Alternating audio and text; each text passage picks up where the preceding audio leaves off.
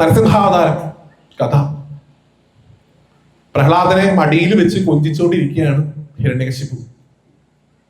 ചണ്ടാമർക്കന്മാരുടെ സ്കൂളിൽ നിന്ന് പഠിത്തമൊക്കെ കുറച്ച് കഴിഞ്ഞു, കംപ്ലീറ്റ് ആയിട്ട് തീർന്നിട്ടില്ല. ഇടയ്ക്കൊന്ന് വെക്കേഷന് കുട്ടി ഒന്ന് വീട്ടിലേക്ക് വന്നതാ. മടിയിൽ വെച്ച് കൊഞ്ചിച്ചുകൊണ്ടിരിക്കുന്ന സമയത്ത് ഹിരണ്യകശിപു ചോദിച്ചു, മോനെ നീ എന്തൊക്കെ പഠിച്ചു, എന്തൊക്കെയാണ് നിനക്ക് ടീച്ചർമാര് പറഞ്ഞു തന്നത്, ഏത് പദ്യമാണ് ഇന്ന് പാടി അച്ഛനെ കേൾപ്പിക്കാൻ പോകുന്നത് എന്നൊക്കെ പറഞ്ഞ് ഇങ്ങനെ തലോടിക്കൊണ്ടേയിരിക്കുകയായിരുന്നു. പറഞ്ഞു, ഞാൻ പഠിച്ച പാഠം അച്ഛാ എല്ലാവരിലും ഉള്ളത് ശ്രീഹരിയാണ് എന്നുള്ള പാഠാണ്, എല്ലാവരിലും ഉള്ളത് വിഷ്ണു ആണെന്നാ പറഞ്ഞു. നമുക്ക് പ്രഹ്ലാദൻ പോലും അത് ഗുരുവായൂരപ്പൻ എന്നുള്ള സെൻസിൽ മാത്രം എടുക്കരുത് കേട്ടോ, എല്ലാവരിലും ഉള്ളത് ആ പരമമായിട്ടുള്ള ചൈതന്യമാണ് അത് പ്രഹ്ലാദനും പറഞ്ഞിട്ടുള്ളൂ. കേട്ട പാതി കേൾക്കാത്ത പാതി ചണ്ടാമാർക്കന്മാരെ വിളിപ്പിച്ചു. ടീച്ചർമാരെ, എന്റെ കുട്ടിക്ക് നീ ഇതൊക്കെയാണ് പഠിപ്പിച്ചുകൊണ്ടിരുന്നത്, ഞാൻ ആരാണെന്ന് അറിഞ്ഞൂടെ, ഞാൻ അസുര രാജാവായിട്ടുള്ള ഹിരണ്യകശിപുവാണ്, എന്റെ ജീവിത ലക്ഷ്യം തന്നെ ഹരിയുടെ നാമം ഇല്ലാതാക്കുക, ഹരിയെ ഇല്ലാതാക്കുക. ദൈവം പറയുന്നു, ഇവന് കാണുന്നവരിലൊക്കെ ഹരിയാണ് കാണുന്നത്, ഒന്നുകൂടെ നന്നായിട്ട് പഠിപ്പിച്ചിട്ട് വാ എന്ന് പറഞ്ഞു ഒന്നുകൂടെ വിടും. ആശ്രമത്തിലെത്തിയ പ്രഹ്ലാദനെ ചണ്ടാമാർക്കന്മാര് കണക്കിന് തല്ലുന്നു, പ്രഹരിക്കുന്നു, ചീത്ത പറയുന്നു. പക്ഷെ എന്തൊക്കെ സംഭവിച്ചാലും പ്രഹ്ലാദന് എപ്പോഴും സന്തോഷം മാത്രം. ആ കുട്ടി കരഞ്ഞു കാണുകയില്ല, കരയും. എങ്ങനെ? ആനന്ദം കൊണ്ടുള്ള കരച്ചിൽ, സന്തോഷം കൊണ്ടുള്ള കരച്ചിൽ. കരഞ്ഞുകൊണ്ടേയിരിക്കും. ചില സമയത്ത് കരയുമ്പോഴും ചുണ്ടിൽ ചിരിയാണ്, ചിലപ്പോ ചിരിച്ചോണ്ടേയിരിക്കും, ചിരിക്കുമ്പോൾ കൂടുതൽ ചിരിയാണ്. അപ്പൊ ഈ കൂടെയുള്ള ഈ അസുര കുട്ടികളൊക്കെ ഇങ്ങനെ നോക്കും ഇടയ്ക്ക് വന്നിട്ട് പ്രഹ്ലാദനെ, ഈ ചെക്കനിന്റെ എന്താണ് പ്രശ്നം? നമ്മളിപ്പോ എന്റെ അച്ഛൻ ഭരിക്കുന്ന രാജ്യം തന്നെയാണ് ജീവിക്കുന്നത്, നമുക്ക് എത്ര കണ്ട് സുഖമുണ്ടെന്ന് നമുക്ക് നമ്മുടെ വീട്ടുകാർക്ക് അറിയാം. ഇവന് മാത്രം എപ്പോഴും സന്തോഷം, ഏത് നേരം സന്തോഷം.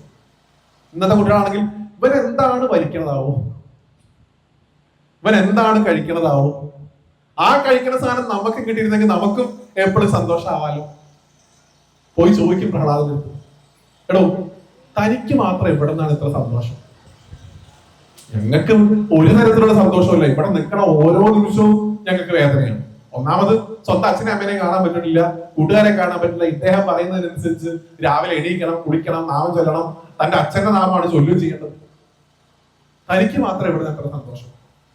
പറഞ്ഞു, എനിക്ക് സന്തോഷം ഉണ്ടാവാൻ ഞാനൊരു മരുന്ന് കഴിക്കുന്നുണ്ട്. അതന്നെ ഞങ്ങൾക്ക് വേണ്ടത്. ആ മരുന്ന് പറഞ്ഞാൽ മതി, ആ മരുന്ന് ഞങ്ങൾക്ക് പറഞ്ഞാൽ ഞങ്ങൾക്ക് ഫുൾ ടൈം ഇപ്പോഴത്തെ കുട്ടികളുടെ ഭാഷ പറഞ്ഞ ട്രിപ്പിംഗ് അതിന് പോരാ. ആ മരുന്നിന്റെ പേരെന്താണ്? പ്രഹ്ലാദൻ പറയുന്നു, ആ മരുന്നിന്റെ പേര് ഗുരുവായൂരപ്പൻ എന്നാണ്, നാരായണൻ എന്നാണ്. നാരായണൻ എന്ന് പറഞ്ഞൊരു മരുന്ന് കഴിച്ചു കഴിഞ്ഞാൽ എപ്പോഴും സന്തോഷം ഉണ്ടാവും? ഉണ്ടാവും. ഏത് കടയിലാ കിട്ടുക? ഇത് വാങ്ങണമല്ലോ, ഇത് വാങ്ങി കഴിച്ചാലല്ലേ സന്തോഷം കിട്ടുള്ളൂ. ഇപ്പൊ ഈ നാരായണൻ എന്ന് പറഞ്ഞ മരുന്ന് എവിടെ കിട്ടും? പ്രഹ്ലാദൻ പറയുന്നു, വളരെ എളുപ്പമാണ്. നിങ്ങൾക്ക് ഒരു സ്ഥലത്തല്ല, ഇത് പല സ്ഥലത്ത് കിട്ടും. ആഹാ, അപ്പൊ സ്റ്റോക്ക് തീരില്ല, എല്ലായിടത്തും ഉണ്ട്. എവിടേക്കാ കിട്ടുക? ഏതൊക്കെ സ്ഥലത്താ കിട്ടുക? പറഞ്ഞു തരും. പ്രഹ്ലാദൻ പറഞ്ഞു കൊടുക്കുന്നു കുട്ടികൾക്ക്, എന്നെ പോലെ നിങ്ങൾക്കും പരമമായിട്ടുള്ള സന്തോഷം അനുഭവിക്കാൻ സാധിക്കും. എങ്ങനെ? 9 തരത്തിൽ ഭഗവാനെ നേടാൻ ശ്രമിക്കും. നവധാ ഭക്തി എന്ന് പറഞ്ഞ് ഭാഗവതത്തിൽ പ്രധാനപ്പെട്ട ശ്ലോകങ്ങളിൽ ഒന്നായി ആ ശ്ലോകം കണക്കാക്കുന്നു. ഏതാത് പറയാവുന്ന ആൾക്കാരുണ്ടോ? നിങ്ങൾ പറഞ്ഞെനിക്ക് വളരെ സന്തോഷം. ശ്രവണം കീർത്തനം വിഷ്ണു, സ്മരണം പാദസേവനം, അർച്ചനം വന്ദനം ദാസ്യം, സഖ്യം ആത്മനിവേദനം. ഭഗവാനെ കിട്ടാൻ, ഈ ഗുരുവായൂരപ്പൻ എന്ന് പറഞ്ഞ ആളെ കിട്ടാൻ 9 വഴികളുണ്ട്. ഏതൊക്കെയാ 9 വഴികൾ? ഒന്നാമത്തെ വഴി ശ്രവണം, കേൾക്കുക, ഭഗവാനെ കുറിച്ച് കേൾക്കുക. ഹരിനാമകീർത്തനം ചൊല്ലുമ്പോൾ നമ്മൾ ചെയ്യണത് എന്താ ചെയ്യുന്നത്? ഭഗവാനെ കുറിച്ച് കേൾക്കുക, അല്ലെ? നവതാഭക്തിയിലെ ഒന്നാമത്തെ സ്റ്റെപ്പ് കവർ ചെയ്യാൻ അപ്പൊ എന്ത് മതി? ഹരിനാമകീർത്തനം മതി, ശ്രവണം. കേട്ടാ ഭഗവാനെ കിട്ടും. കിട്ടിയ ആൾക്കാരുണ്ടോ? നിരവധിയായിട്ടുള്ള ആൾക്കാരുണ്ട്. ആരൊക്കെയാണ്? കേട്ട് കേട്ട് കേട്ട് ഭഗവാനെ കിട്ടിയിട്ടുള്ള ആൾക്കാർ. നിങ്ങൾ എല്ലാവരും ഭാഗവത സപ്താഹ സമയത്ത് ഏറ്റവും കൂടുതൽ തിരക്കുള്ള സമയം എപ്പോഴാണ് ഉണ്ടാവുക? രുക്മിണി സ്വയംവരം. അല്ലെ? രുക്മിണിയെ ഭഗവാൻ കല്യാണം കഴിക്കുന്നത് കാണാനാണ് ഭാഗവതം കേൾക്കാൻ തന്നെ കുറെ ആൾക്കാർ പോകുന്നത്. ഈ രുക്മിണി എന്ന് പറയുന്ന ആൾക്ക് ഭഗവാനെ എങ്ങനെയാണ് കിട്ടിയത്? ഭഗവാനെ കണ്ടിട്ടുണ്ടോ രുക്മിണി? ആദ്യമായിട്ട് കാണുന്നത് കല്യാണത്തിന്റെ അന്ന് രാവിലെയാണ്. അതുവരെ കണ്ടിട്ടില്ല. അതുവരെ കൃഷ്ണൻ ഉണ്ട്. കൃഷ്ണൻ എന്ന് പറയുന്ന ഒരാൾ ഇങ്ങനെ ചെയ്തു, അങ്ങനെ ചെയ്തു, ഗോവർദ്ധന എടുത്ത് പൊക്കി, കാളയന്റെ മുകളിൽ നൃത്തം ചെയ്തു, തീ അണച്ചു, കംസനെ വധിച്ചു. ഇങ്ങനെ കേട്ട് കേട്ട് കേട്ട് കേട്ട് കേട്ട് രുക്മിണി കൃഷ്ണനായിട്ട് മാറി. കല്യാണം കഴിക്കുന്ന സമയത്ത് രുക്മിണി എന്ന് പേര് മാത്രമേ ഉണ്ടായിരുന്നുള്ളൂ, ഉള്ളില് മുഴുവൻ കൃഷ്ണനായിരുന്നു. അപ്പൊ കേട്ട് കഴിഞ്ഞാൽ ആരെ കിട്ടും? ഭഗവാനെ കിട്ടും. രുക്മിണി ഭഗവാനെ ശ്രവണം കൊണ്ട് നേടി. ഹരിനാമകീർത്തനം ശ്രവണം കൊണ്ട് ഭഗവാനെ നേടാൻ നിങ്ങളെ പ്രാപ്തരാക്കും. അടുത്തതോ കീർത്തനം. പേര് തന്നെ എന്താണ്? ഹരിനാമ കീർത്തനം അല്ലെ? ഭഗവാനെ കുറിച്ച് കീർത്തിക്കുക, ഭഗവാന്റെ നാമങ്ങൾ കീർത്തിച്ചുകൊണ്ടേയിരിക്കുക. പ്രഹ്ലാദൻ ചെയ്തത് കീർത്തനം കൊണ്ട് ഭഗവാനെ നേടി. എപ്പോഴും നാരായണ നാരായണ നാരായണ എന്ന് ചൊല്ലി ചൊല്ലി ചൊല്ലി നേടി. ഹരിനാമ കീർത്തനത്തിൽ തന്നെ പല സ്ഥലത്ത് ഭഗവാനെ നാമജപം കൊണ്ട് നേടിയ ഭക്തരുടെ പേരുകൾ പറയുന്നുണ്ട്. ശ്ലോകം നമുക്ക് ആ കഥ അനുസ്മരിച്ചതിന് ശേഷം വായിക്കാം. അല്ലെങ്കിൽ ആദ്യം എനിക്ക് തോന്നുന്നു ആ ശ്ലോകം വായിച്ചതിന് ശേഷം ആ കഥ അനുസ്മരിക്കാം. ഭഗവാനെ നാമം കൊണ്ട് അനുസ്മരിച്ച ആളുകൾ ആരൊക്കെയാ എന്നുള്ളതാണ്. നിങ്ങൾക്ക് അറിയാവുന്നതാണ്, ഭാഗവതത്തില് പല കഥകളും ഹരിനാമകീർത്തനത്തിൽ ആചാര്യൻ കോട്ട് ചെയ്തിട്ടുണ്ട്. അതിൽ ഏറ്റവും പ്രധാനപ്പെട്ട ഒന്നാണ് ഹരിനാമകീർത്തനത്തിലെ 30ാമത്തെ ശ്ലോകം. അറിയോ? കാണാൻ ചൊല്ലെന്ന് അറിയാമല്ലോ. ശ്ലോകം വരുന്നത്: അപ്പാശവും വടിയും കൊണ്ടജാമിളനെ ഉൾപ്പാടു ചെന്നു കയറിട്ടോരു കിങ്കരനെ പിൽപ്പാടു ചെന്നിത തടുത്തോരു നാൽവരെയും അൽപ്പോരെ നൗമി ഹരനാരായണായ നമ. ആരുടെ കഥയാ പറഞ്ഞേ? അജാമിളന്റെ കഥ. ജാമിളന്റെ കഥ ഭാഗവത്തിലെ പ്രധാനപ്പെട്ട കഥയാണ്. നാമസങ്കീർത്തനത്തിന്റെ പ്രാധാന്യം പറഞ്ഞു തരുന്ന കഥയാണ്. സത്യം, നാമസങ്കീർത്തനത്തിന്റെ പ്രാധാന്യം. അജാമിളൻ ഒരു ബ്രാഹ്മണകുമാരനായിരുന്നു, വളരെ ധർമ്മിഷ്ഠനായിരുന്നു. ചെറുപ്പകാലത്തൊക്കെ അച്ഛനെ അമ്മേനെയും ഭാര്യയൊക്കെ നന്നായി നോക്കുമായിരുന്നു. ഒരിക്കൽ വെള്ളം ശേഖരിക്കാൻ എന്തിനോ പോയ സമയത്ത് ഒരു വേശ്യാ സ്ത്രീയെ കണ്ടു, ഒരു ദമ്പതികളെ കണ്ടു. അതുവഴി കണ്ണ് ചതിച്ചു, കണ്ണു പോയി. പിന്നെ എപ്പോഴും ഈ ഒരു സ്ത്രീ സുഖമാണ് ഏറ്റവും വലുതെന്നുള്ള ചിന്ത വന്നു. ഒരു വേശ്യാ സ്ത്രീ വിവാഹം കഴിച്ചു. അച്ഛനെ ഉപേക്ഷിച്ചു, അമ്മയെ ഉപേക്ഷിച്ചു, ഭാര്യ ഉപേക്ഷിച്ചു, ആ സ്ത്രീയുടെ കൂടെ പോയി. ആ സ്ത്രീയുടെ ആവശ്യങ്ങൾക്കനുസരിച്ച് ധനം കിട്ടുന്നില്ല എന്ന് മനസ്സിലാക്കിയപ്പോ കൊള്ളക്കാരനായി, പിടിച്ചുപറിക്കാരനായി, എന്തൊക്കെ അധർമ്മം ചെയ്യാൻ സാധിക്കും അതൊക്കെ ചെയ്തു. ആ സ്ത്രീയിൽ ചില കുട്ടികളും ഉണ്ടായി. അങ്ങനെ മൃതപ്രായനായി, വയസ്സായി, ഏതാണ്ട് തീരുമാനമായി. സമയമായ സമയത്ത് മൂപ്പര് യമദൂതന്മാരെ അയച്ചു. പോത്തിന്റെ മുകളിൽ കയറി വരുന്ന ആള് കാലവാശം കൊണ്ട് യമദണ്ഡുമായിട്ട് ആൾക്കാർ വന്നു. അദ്ദേഹം കിടക്കുമ്പോ കാണുന്നത് 4 ആൾക്കാർ വന്ന് കയറ് ചുറ്റുന്നതാണ് കൊണ്ടുപോകാൻ. എന്തോ സുഹൃതം കൊണ്ട് അറിയാലോ, ആ വേശ്യാസ്ത്രീയിൽ അവസാനം ഉണ്ടായ ഏറ്റവും ഇളയ മകന് നാരായണൻ എന്ന് പേരിട്ടു. എല്ലാത്തിനും നാരായണം വേണം. കിടക്കാൻ നാരായണം വേണം, എണീക്കാൻ നാരായണം വേണം, നാരായണം ഭക്ഷണം കൊടുത്താലേ കഴിക്കുള്ളൂ, നാരായണം വന്ന് അടുത്ത് കിടന്നാലേ ഉറങ്ങുള്ളൂ. എപ്പോഴും നാരായണ നാരായണ നാരായണ എന്ന് വിളിച്ചുകൊണ്ടേ ഇരിക്കലായിരുന്നു പതിവ്. യമഭാഷം കൊണ്ട് വന്നു നിൽക്കുന്ന യമകിങ്കരന്മാരെ കണ്ടപ്പോ വിളിച്ചു. ആരെ? സ്വന്തം മകനായിട്ടുള്ള ഇളയ കുട്ടിയായിട്ടുള്ള നാരായണനെ നാരായണ എന്ന് വിളിച്ചു. നാരായണൻ വിളി കേട്ടില്ല, പക്ഷെ മുകളിലിരിക്കുന്ന നാരായണൻ വിളി കേട്ടു. ഭഗവാന്റെ 4 പാർഷദന്മാര് ആ സമയത്ത് പ്രത്യക്ഷനായി. പറയുന്ന വാചകം എന്താ? തൊട്ടുപോകരുത് എന്റെ ഭക്തനെ. ഇത്രയും പാപിയായിട്ടുള്ള, ഇത്രയും അധർമ്മിയായിട്ടുള്ള സ്വന്തം അച്ഛനെ അമ്മേനെ ഉപേക്ഷിച്ച് വേശ്യാസ്ത്രീയുടെ കൂടെ പോയി പിടിച്ചുപറിയും കൊള്ളയും നടത്തി ഇവനെ നരകത്തിലേക്ക് കൂട്ടിക്കൊണ്ടുവരാൻ വന്ന ഞങ്ങളെ വിഷ്ണുവിന്റെ ദൂതന്മാര് വന്ന് തൊടരുത് എന്ന് കൽപ്പിക്കുന്നു. ഇതെന്ത് പരിപാടി? ചോദിക്കുന്നതിന് ഉത്തരം പറയുന്നത് എന്താണ്? നാരായണ എന്നുള്ള നാമം ജപിച്ചതിലൂടെ അദ്ദേഹത്തിന്റെ കർമ്മഫലങ്ങൾ തീർന്നതാണ്. അതുകൊണ്ട് നിങ്ങൾക്ക് തൊടാനുള്ള അനുവാദമില്ല. ഞാനിത് പല സ്ഥലത്തും നമുക്ക് ഒന്ന് ഡിബേറ്റ് ചെയ്ത് പോയി തിരിച്ചു വരാം. മാർക്കണ്ഡേയന്റെ കഥ നിങ്ങൾക്കറിയാലോ അല്ലെ? അല്പായുസായിരുന്ന കുട്ടി ശിവലിംഗം പിടിച്ച് കെട്ടിപ്പിടിച്ച് കരയുന്ന സമയത്ത് യമധർമ്മൻ ശിവലിംഗത്തിലും മാർക്കണ്ഡേയന്റെ കഴുത്തിലൂടെ ചേർത്ത് യമവാശം എറിയുന്നു. മാർക്കണ്ഡേയൻ ഭഗവാനെ നമസ്കരിച്ച് കിടക്കുന്നു.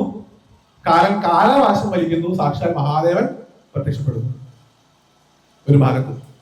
ഇപ്പുറത്തെ ഭാഗത്ത് അജാമിളൻ എന്ന് പറയുന്ന ഒരാള് ഒന്നും അറിയാതെ കുറെ അധർമ്മങ്ങളൊക്കെ ചെയ്ത് അറിയാതെ നാരായണ എന്നുള്ള നാമം ജപിക്കുന്നു. അവിടെ വിഷ്ണു ദൂതന്മാര് പ്രത്യക്ഷപ്പെടുന്നു. രണ്ടുപേരും തന്റെ ഭക്തന്മാരെ രക്ഷിക്കുന്നു. ഒരേ നാണയത്തിന്റെ രണ്ട് വശങ്ങളല്ലേ ഇത്, അല്ലെ? നമുക്കാണ് ഗുരുവായൂരപ്പനാണോ വലുത് മഹാദേവനാണോ വലുത് എന്നുള്ള അടി. നമുക്ക് ഇഷ്ടമുള്ള ടേസ്റ്റിൽ നമുക്ക് ആ പലഹാരം കിട്ടാൻ ആചാര്യന്മാര് ഒരേ കഥ രണ്ടു തരത്തിൽ പറഞ്ഞു തന്നിരിക്കുന്നു. ഒരു സ്ഥലത്ത് വിഷ്ണു വന്ന് രക്ഷിക്കുന്നു, ഒരു സ്ഥലത്ത് ശിവൻ വന്ന് രക്ഷിക്കുന്നു. രണ്ട് രക്ഷിക്കുന്ന ആരിൽ നിന്നാ? യമദൂതന്മാരിൽ നിന്ന്.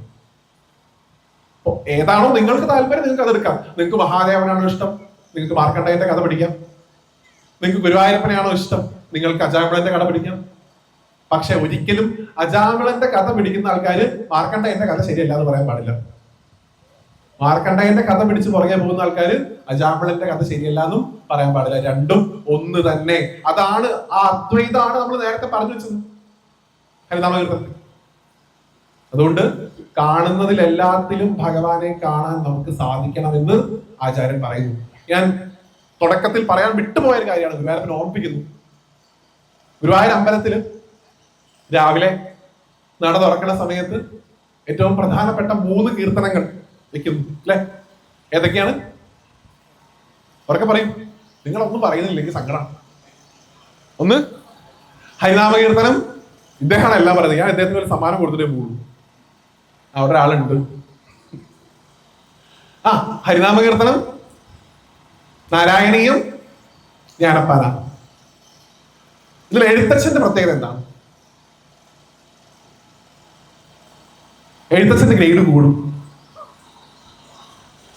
ഗുരുവായൂരപ്പന് ഏറ്റവും പ്രിയപ്പെട്ട 2 ഗ്രന്ഥങ്ങളിൽ കയ്യൊപ്പുള്ള ആളാണ് എഴുത്തച്ഛൻ. ആണോ അല്ലയോ? ഹരിനാമ കീർത്തനം എഴുതിയതാരാ? എഴുത്തച്ഛൻ. ജ്ഞാനപ്പാന എഴുതിയതാരാ? പൂന്താനം. നാരായണീയം എഴുതിയതാരാ? മേൽപ്പത്തൂർ നാരായണ ഭട്ടതിരി. അപ്പൊ ഹരിനാമ കീർത്തനം എഴുതിയ എഴുത്തച്ഛൻ ഒരു ഭാഗത്ത്, നാരായണീയം എഴുതിയ മേൽപ്പത്തൂർ നാരായണ ഭട്ടതിരി മറ്റൊരു ഭാഗത്ത്. പക്ഷേ നാരായണീയം എഴുതാൻ കാരണക്കാരനായിട്ടുള്ളതാരാ?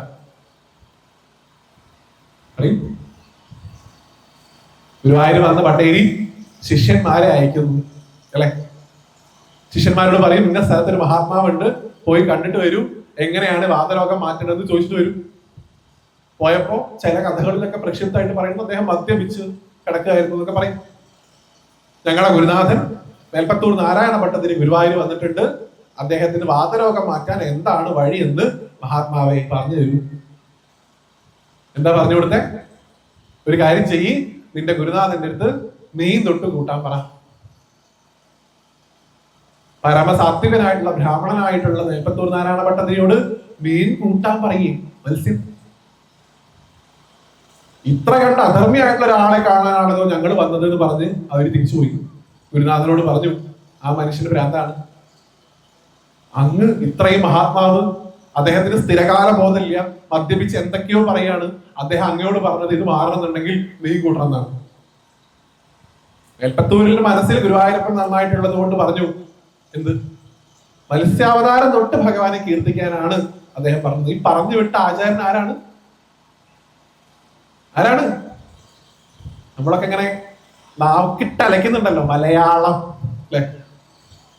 മലയാള ഭാഷയുടെ പിതാവായിട്ടുള്ള സാക്ഷാൽ തുഞ്ചത്ത് രാമാനുജൻ എഴുത്തച്ഛനാണ് ഭട്ടേരിയെ ഓർമ്മിപ്പിക്കുന്നത്. നാരായണീയം എഴുതുമ്പോ മത്സ്യാവതാരം തൊട്ട് കൂട്ടണം. അപ്പൊ മത്സ്യാവതാരം തൊട്ട് കൂട്ടണം എന്ന് പറഞ്ഞ നാരായണീയത്തിലും ഹരിനാമ കീർത്തനം എന്ന് പറയുന്ന ഗ്രന്ഥത്തിലും ഒരുപോലെ ആരുടെ കയ്യൊപ്പുണ്ട്? ആരുണ്ട്? എഴുത്തച്ഛനുണ്ട്. ആണോ അല്ലയോ? ഇല്ല. അപ്പൊ കുറച്ച് ഗ്രേഡ് ആർക്ക് കൂടും? എഴുത്തച്ഛന് കൂടും. പക്ഷെ മറ്റു 2 മഹാത്മാക്കൾക്കും കിട്ടാതെ പോയൊരു ഭാഗ്യം, കിട്ടിയ ഭാഗ്യമാണ്, കിട്ടാതെ പോയതല്ല, കിട്ടിയ ഒരു ഭാഗ്യം എഴുത്തച്ഛന് കിട്ടിയിരുന്നില്ല. എന്ത്? സാക്ഷാൽ ഗുരുവായൂരപ്പനെ ഗുരുവായൂർ വന്ന് കാണാനുള്ള ഭാഗ്യം ഒരിക്കൽ പോലും അദ്ദേഹത്തിന് സാധിച്ചിട്ടില്ല. ഗുരുവായൂർ അമ്പലത്തിനകത്ത് എഴുത്തച്ഛൻ ഒരു തവണ പോലും വന്നിട്ടില്ല. സാമൂതിരിയുടെ നാട്ടിൽ കാല് കുത്തിയാൽ അദ്ദേഹത്തെ വെട്ടുമായിരുന്നു. പല ആൾക്കാരും പറഞ്ഞു കൊടുത്തു. എന്ത്? സാമൂതിരിയുടെ നാട്ടിൽ ഒരാള് രാമായണം മലയാളത്തിൽ ഭാഷയിൽ എഴുതുന്നു അല്ലെ, ചക്കിൽ പിടിച്ച് തടവിലിടുക ചെയ്തു. ചക്കിലാട്ടുന്ന ചക്കിന്റെ ഉള്ളിൽ കൂട്ടിയിട്ടു. അവിടെ കിടന്ന് എഴുതിയതാണ് നമ്മൾ കർക്കിടക മാസത്തിൽ എഴുതിയ ബുക്ക്. ഏത്? അധ്യാത്മ രാമായണം കിളിപ്പാട്ട്. ആ മനുഷ്യൻ തന്റെ ജീവിതം ഹോമിച്ച പുസ്തകമാണ്. ആ എഴുത്തച്ഛനെ ഹരിനാമകീർത്തനം എന്ന് പറയുന്ന ഒരു ഗ്രന്ഥം, നിരവധിയായിട്ടുള്ള ഗ്രന്ഥങ്ങൾ നമുക്ക് തന്ന അദ്ദേഹത്തെ മനസ്സുകൊണ്ട് സാഷ്ടാംഗം നമസ്കരിക്കുക. നാരായണീയം നമുക്ക് തന്നതിനും അദ്ദേഹത്തെ നമസ്കരിക്കുക. ഞാൻ തമാശയ്ക്ക് പറയാറുണ്ട്, ഇപ്പൊ നമ്മള് അന്നത്തെ കാലത്തെ മേൽപ്പത്തൂരിന്റെ ശിഷ്യന്മാരായതുകൊണ്ട് അദ്ദേഹം പറയുന്നത് കേട്ടിട്ട് അദ്ദേഹത്തെ ഒന്നും ചെയ്തില്ല. ഭാഗ്യം. ഞങ്ങളുടെ ഗുരുനാഥനോട് മീൻ കൂട്ടാൻ പറയാൻ താൻ ആരോടോ കള്ളുടിയാന്ന് പറഞ്ഞ് അയാളെ പിടിച്ച് 2 എണ്ണം കൊടുത്തിരുന്നെങ്കിൽ നന്നായിരുന്നു. അവര് തിരിച്ചു പോവുക ചെയ്തു. ദേഷ്യപ്പെട്ട് ഗുരുനാഥനോട് സംസാരിച്ചു. തങ്ങളുടെ മഹാത്മാവെന്ന് പറഞ്ഞ ആൾ ഇങ്ങനെയൊക്കെയാ പറയണേ. ഇന്ന് മേൽപ്പത്തൂരിന്റെ ശിഷ്യന്മാരായിട്ടുള്ള കുട്ടികളോട് എഴുത്തച്ഛൻ പറയാണ്, നിങ്ങളുടെ ഗുരുനാഥനോട് മീൻ തൊട്ട് കൂട്ടാൻ പറ എന്ന് പറഞ്ഞാൽ എന്താവും അവസ്ഥ? പോയ ഒന്നിന് ബോധം വേണ്ടേ? അവര് നേരെ പോകും. ഗുരുവായൂർ അടുത്ത് എവിടെ കിട്ടുക നല്ല സൈസുള്ള സാധനങ്ങൾ? ഒരു 1.5 കിലോ കൊണ്ടുപോയി കൊടുക്കും മേൽപ്പത്തൂരിന്റെ. അത് കൂട്ടിയാൽ കഴിക്കും. നോക്കൂ, സ്ഥിരകാല ബോധം ഉണ്ടാവണം. വരുന്ന തലമുറയ്ക്ക് ബോധം വേണം.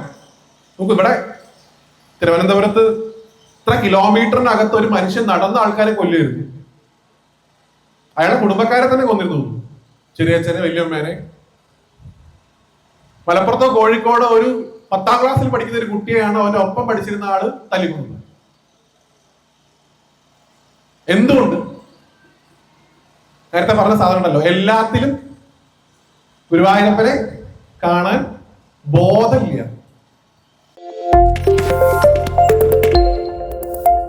കൂടുതൽ വീഡിയോകൾക്കായി ചാനൽ സബ്സ്ക്രൈബ് ചെയ്യുക, അടുത്തുള്ള ബെൽ ബട്ടണും കൂടി പ്രസ് ചെയ്യുക.